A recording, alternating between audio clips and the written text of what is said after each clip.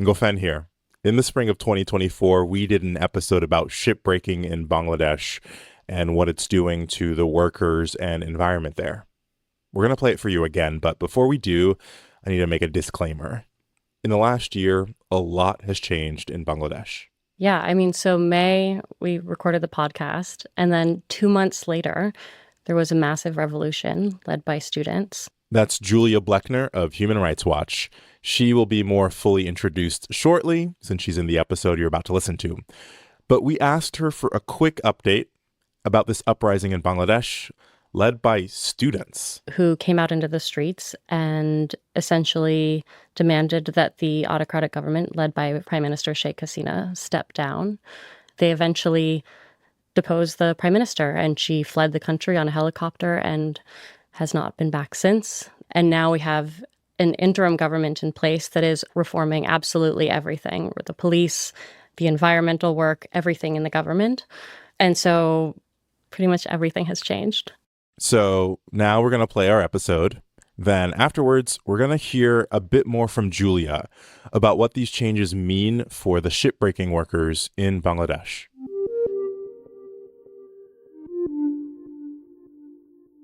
The first thing I saw was a picture of the ships. Imagine a ship the size of the Titanic, even bigger, beached on the shore. It's made of bare, rusted metals, like the inside of an oxidized car under the hood, or a neglected bicycle chain rotting out into red, gritty metal. The ship is massive. The bottom touches the sand, and the top is so high up from the ground, it feels like looking up at the goals you'll never accomplish. But then you notice all around you the beach. It's completely lifeless. No crabs, no fishermen. And that's when you realize that there's not just one ship, it's ship after ship after ship broken down into husks. They've been torn apart, what looks like charred bits of shipwreck rubble, and honestly, it feels like you're at the end of the world. Like, the ground looks volcanic, everything is brown, black, there's orange from hellfires burning and gray plumes of smoke, and then, slowly, the sounds come to you. The waves, and then the drilling. And then you notice people. Some of them are holding drills. Some of them are wrapped in t-shirts. Remember, those faces wrapped in t-shirts, they'll be important. They kind of look the way that miners look, underground, covered in what feels like soot. And then you notice everyone is brown. And many of them are afraid for their lives. Nails hit us, they say. Flames hit us. You can get trapped inside these massive ships and they catch on fire. Pipes explode. One worker describes being blown back in an explosion with so much force that his back breaks. The International Labor Organization, the ILO, has called this one of the most dangerous jobs on the planet. This is Rights and Wrongs, a podcast from Human Rights Watch. I'm Ngofeen Mputubwele. I take you to the places in the world where human rights are most in danger, telling you the story through the experiences of the people on the front lines of history. On this episode, we're talking about shipbreaking. And we are in Bangladesh.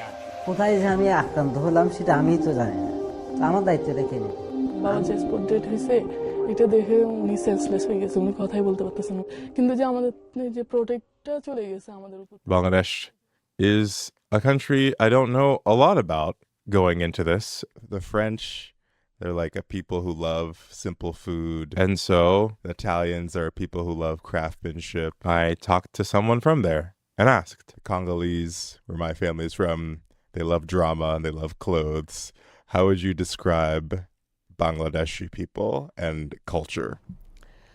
Bangladeshi people are fish lovers and very noisy. Okay. What kind of noise? If you come out of the airport of Dhaka, you will never find any other airport that has so many noises to welcome people. You know, we speak loudly. There are very few soft spoken people in this country. At times we sound as if we are quarreling, but our language actually is very rhythmic and it's very sweet. I mean, whispering is not in our culture. You know what I mean? Yes, I do know exactly what you mean. So this is Rizwana Hasan. She's an attorney. She told me she's the only full-time environmental attorney in the entire country of Bangladesh. We talked as she was celebrating Ramadan not too long ago. Rizwana told me about her first trip to a shipbreaking site. Is it at a beach? It is a beach, very much a beach. It is under the sky, in the open, on the beach itself. And can you just describe what it looked like that first time that you went? Huge vessels on the beach. You could see it from, say, half kilometer away. It was few workers all working with their hands in different parts of the vessel, trying to dismantle the vessel. You could see the torch lights because they will actually be using the torch to separate different parts of the vessels. So what was really painful for me to see is people working under the sky in scorching heat, in 36, 39 degree temperature without any shade coming from anywhere. So the fact that they were working without any protection in that heat just took me back to Dubai, where I see many Bangladeshi laborers working in buildings, painting buildings, plastering the outer side of the building in scorching heat. And every time I see these laborers, I feel very bad for them. So now I saw the same thing happening in my own country. And I was just Googling, you said 36 to 39 degrees, which is like 96 to 102 degrees Fahrenheit. Yeah. That is insanely hot. Insanely to be hot. working outside. Absolutely. It's very hot. Yes, the violations are happening on Bangladesh's beaches, but the fact that the ships are there is not entirely Bangladesh's fault.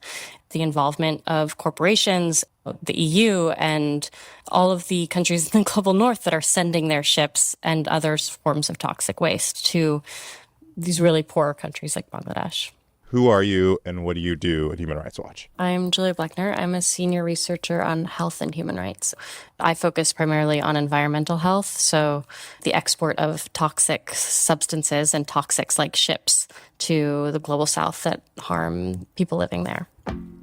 In 2011, I was living in Bangladesh, not working for Human Rights Watch, and had gone down to the shipbreaking yards just to see what it was like there. It's a wild thing to behold. It's like giant ships that are basically shipwrecked onto the beach. People carrying the heavy metal sheets on their shoulder. I spoke to Rizwana years later about where we would actually have some added value. She really highlighted to me the value of documenting these abuses from an international angle. What's the relationship between like the ordinary person, say, living in New York City or Tokyo or Paris or Berlin, and shipbreaking in Bangladesh? Like, what's the connection point between those two things? And ordinary people in New York would wear a t-shirt that is made in Bangladesh and would care about how this shirt has been made, what chemical has gone into it, whether any form of forced labor or exploitation has got into it. The difference is the same New Yorker does not care about when the same Bangladeshi laborer has to break their vessel just to keep their territory free of hazardous material. The Western people only know that the vessels are carrying the t-shirts for them from Bangladesh. They don't know that when the vessels can't ply anymore, they are not bringing the t-shirts anymore. They rather dump there on the territories, on the beaches of Bangladesh, just to destroy our environment and kill our people. So when they're importer, they're careful about what they're bringing to their country. When they're exporter, they're not careful about what they're dumping.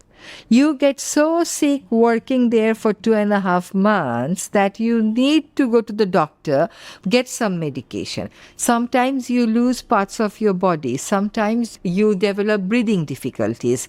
Sometimes you get problems with your vision because you use the torch without the glasses. So it's not employment at all. To me, it's clear exploitation. And so it's like a couple-month contract, essentially, but not really a contract. It's bonded labor. Say more about what you mean when you say that. It's bonded labor because you are brought to a particular place with some hope. When you come here, you are told that you will have to do this work. This is your working hour. Okay.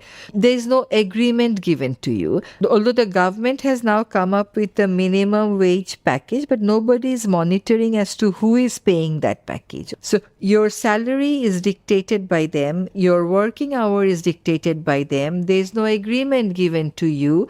If you refuse to work, you're not allowed to come back. You can't carry your mobile to your work place.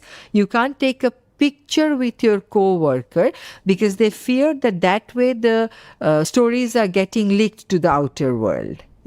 So you don't have any freedom. So if you don't have any freedom and all of your job conditions are dictated by a middleman, what else is it if not bonded labor? The thing about shipbreaking isn't just that it's hot and it's long. It's that our lives in developed countries and in the West directly influence what's happening in Bangladesh.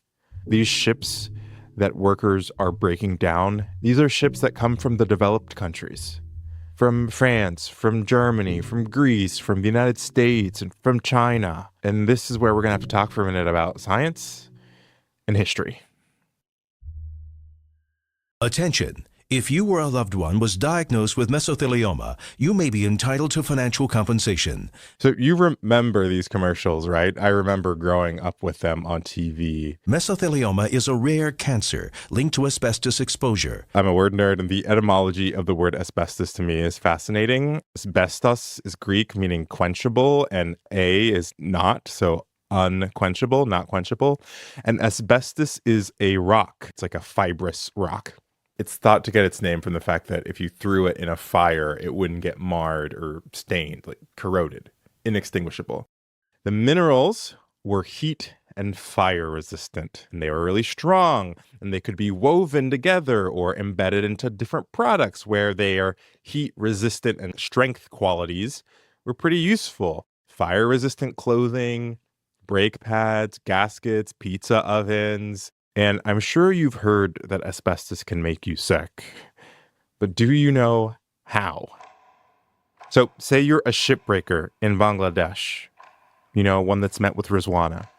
Asbestos cloth was used in building ships for years, especially around World War II. One of the things it was used for was to wrap hot pipes so they wouldn't burn ship personnel, right? So pipes get very hot, you wrap the pipe in asbestos, you won't get burned. Now, you're taking apart a ship in Bangladesh, and you breathe in those asbestos fibers.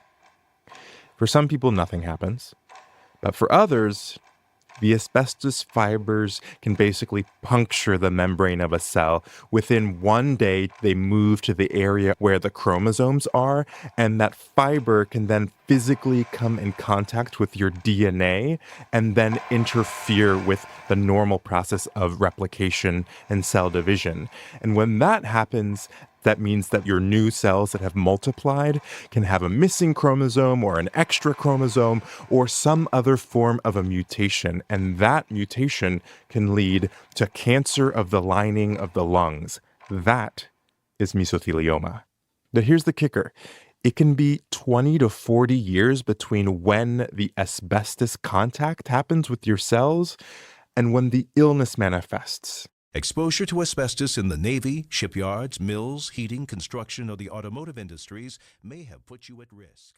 Mesothelioma is only one issue that can come from this. You can get asbestosis, you can get other things, and the list of symptoms that can result are like the side effects in a pharmaceutical ad: shortness of breath, persistent dry cough, chest tightness, chest pain, a dry crackling sound in the lungs while breathing, and wider and rounder than normal fingertips and toes.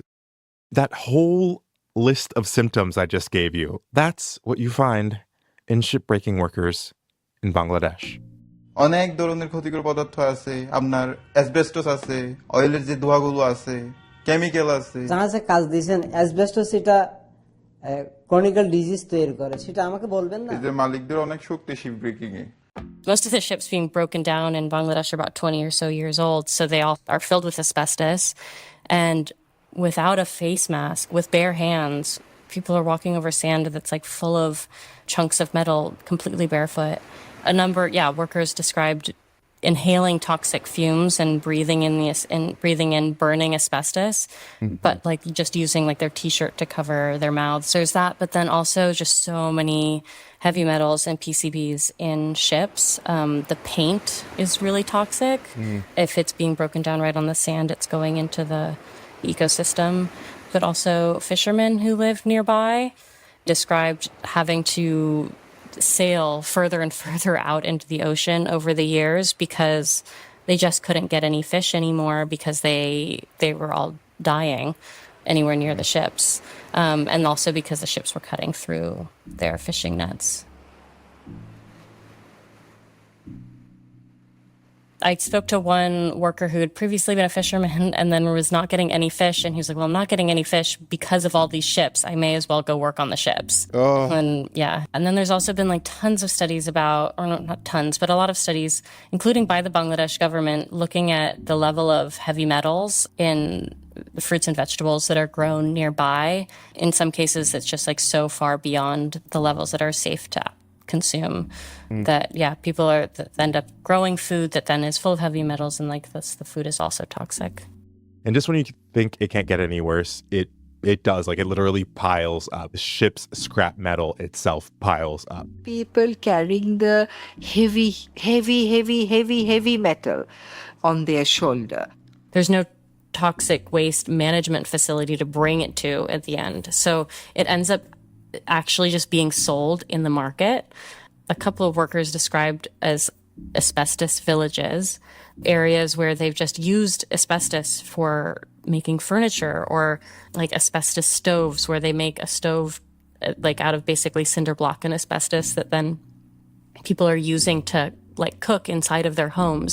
Just everybody who's living in and near the areas also ends up being exposed. There's no downstream management of waste, which is exactly what, the Basel Convention is supposed to protect against. The Basel Convention is the last part of this story, the sort of legal framework around all of this. Like, how is any of this even possible? So there was a convention that was passed in 1989 called the Basel Convention that was then amended with a thing called the Basel Ban Amendment in 1995. It's like it was a group of like global South countries coming together and being like, stop sending all of your toxic waste to our lands. When the Basel Convention came into effect and the Western countries and the waste generator of the Western countries knew that if they have to deal with their waste in their territory, it will cost them a lot. So they started bypassing the Basel Convention, created a middle group who would do all the paperwork for them, change the ownership flag of the vessel so that it no longer is a US, Japanese or European vessel. It rather takes the flag of Tuvalu or Trinidad, Tobago or Panama, and then it can sail off from the European, American, Japanese territory as a vessel belonging to a small island country where paperwork is pretty easy. They used to first send it to the Southeast Asian countries, but when Southeast Asian countries like Taiwan, South Korea, Bangkok, they said no, it's too harmful for our people and for our environment. We won't take it. Then the middle people started sending the vessels to Bangladesh, and they found Bangladesh, India, and Pakistan as suitable for shipbreaking. And they also got the nodding from the Bangladesh, India, and Pakistan administration. But classic example of Western hypocrisy. They want to keep their backyards clean at the cost of messing up with our backyards. All of this ultimately ties into the idea of greenwashing. The Hong Kong Convention is this convention that's supposed to come into force next year, in 2025. It sort of purports to set a new standard for ship recycling, but in reality, many shipping companies have advocated for this law in part because the requirements are really, really low. So no requirement that the receiving country have sustainable waste management practices, and no ban on dismantling ships directly on the beach where the chemicals can seep into the ground, rather than doing it on a platform, say, with cranes and safety equipment. Given that, I was curious to see for Rizwana how all of this strikes her as someone who's from the place that's being affected and who's been trying for decades to improve things. I work with the laborers. My God, I've been working in this sector for 21, 22 years. I do have sleep disturbance. There are points when I lose my temperament. To an extent that you won't call me a professional person anymore. But then I talk to myself, and my colleagues all understand that I'm stressed because of this, because I should not be saying that, but I try to take the pain of every disabled shipbreaking worker to my heart. I try to solve their problems. I try to take them to doctors. I try to raise funds for them. I take their cases to the court. But I am hopeful because there are many people dying, but I don't know about you, Ngofeen, but I firmly believe that there is something called natural justice, and there is no way that these people can escape natural justice. And we have exposed them. Nobody respects the shipbreakers as ethical business people, So yes, it has taken some toll, but then it's okay. I mean, I'm still surviving in high spirit with hopes for changes. Hi, my name is Tanya Lokshina, and I'm an associate director in the Europe and Central Asia division at Human Rights Watch. I used to run our office in Moscow. But after Russia's full-scale invasion of Ukraine in 2022, the government shut us down, and all of the Moscow-based staff had to flee or face criminal prosecution. Our team is now spread far and wide. But does this mean that we actually stopped working? Absolutely not. We are working harder than ever before to document and expose the abuses by the Russian government at home and abroad. We do our utmost to support local partners. We have a network of sources on the ground. We continue to interview survivors of abuses, and we are doing open source investigations and digital data analysis. We do this to create a meticulous record of violations so that eventually the perpetrators can be brought to justice. We cannot do this work without your support. Please visit hrw.org/podcast/donate. Thank you. When Rizwana started this work 2 decades ago, very few people in her community knew about shipbreaking. On top of the individual lives she's changed, the stories that Human Rights Watch has told, Rizwana's advocacy, it's been successful in one really important way. It's made the shipbreaking industry infamous.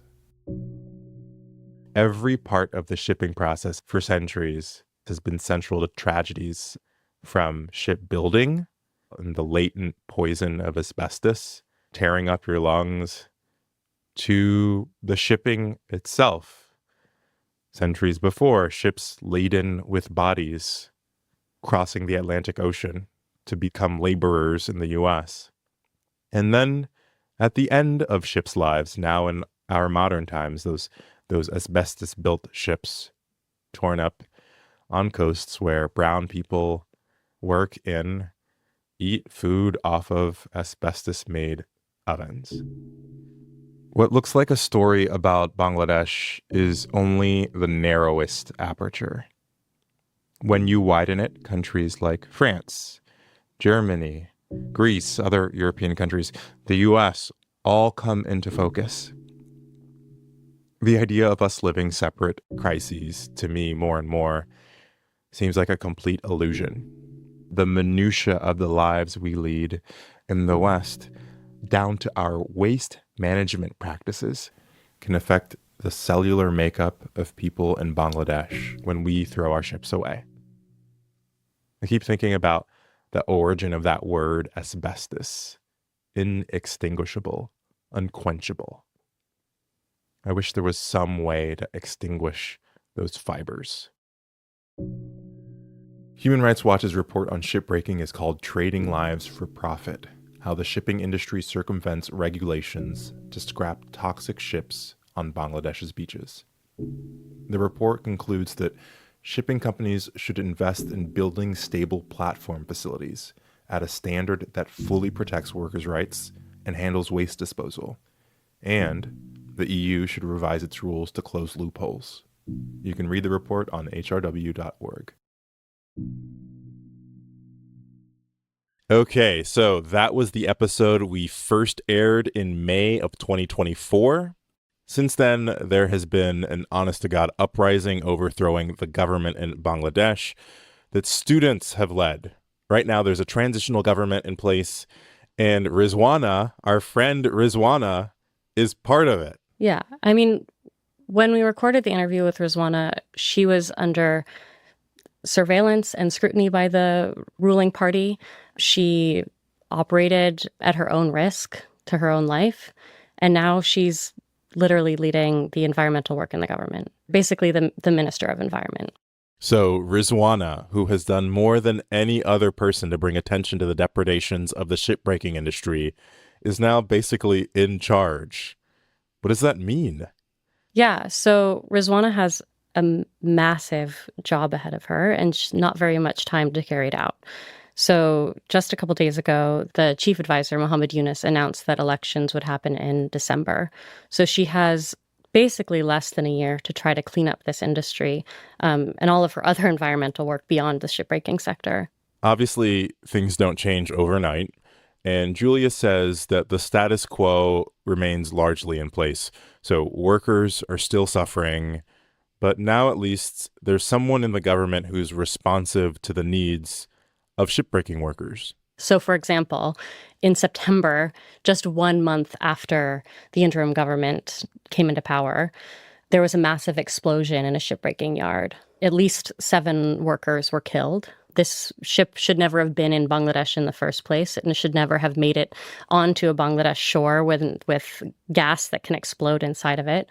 And whereas previously really nothing would have happened, Rizwana made sure that all of those workers made it to Dhaka for, emergency health care, that they received the care that they needed, and also that their families are receiving compensation. She also immediately shut down that yard and ordered an investigation into why that ship was able even to make it onto the shore. So multiply this times, all of the other shipbreaking yards in Bangladesh. Now they have like Rizwana's scrutiny and commitment to accountability that was never there before. Okay, so some positive change is happening in Bangladesh, and you guys thought we never bring you good news stories. Obviously, there's a long way to go, and who knows what these elections in December will bring. But compared to a year ago, things are looking a bit brighter for the human rights of Bangladesh's shipbreaking workers. Okay, we are making progress towards our goal of 1 billion listeners. Thank you for spreading the word, but please keep doing it. Subscribe to the podcast, spread the word on social media and in real life. It really helps. You've been listening to Rights and Wrongs from Human Rights Watch. This episode was produced by me and Curtis Fox. Our associate producer is Sophie Soloway. Thanks also to Ife Fatunase, Stacey Sullivan, and Anthony Gale. Music this episode is by me. We are taking a short break, and we'll be back on April 21st with a new episode. I'm Ngofeen Mputubwele. Talk to you soon.